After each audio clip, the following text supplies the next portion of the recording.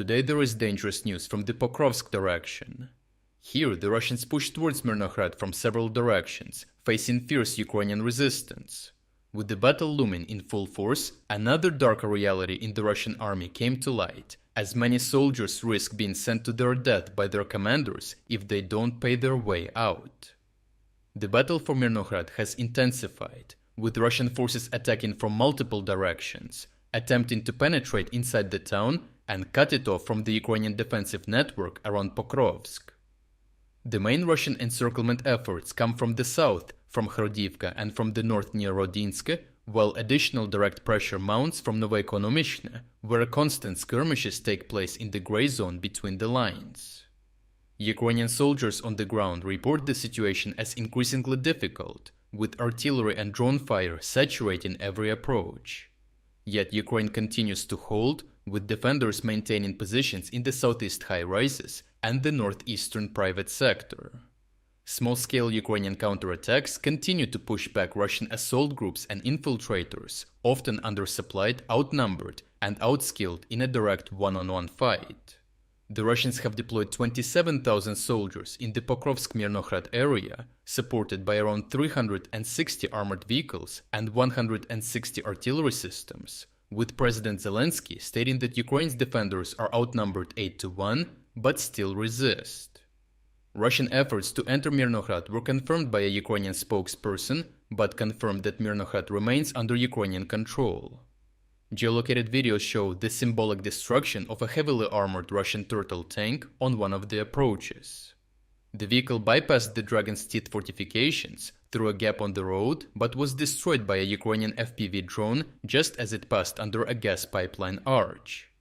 The surviving infantry were then eliminated by drone-dropped munitions, unable to make it into any buildings to hide. The tank exploded in a massive fireball, as Russians were symbolically destroyed at a gate into the city.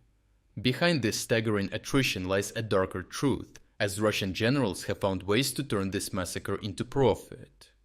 Investigations reveal widespread extortion and corruption across frontline units. Ordinary soldiers are forced to pay their commanders not to be sent on suicidal assaults into Pokrovsk and Mirnohrad.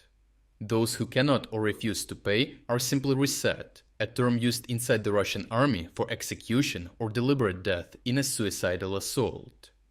Journalists have identified 101 Russian officers accused of extrajudicial killings and extortion, with over 12,000 complaints filed to the Russian Chief Military Prosecutor's Office since the invasion began.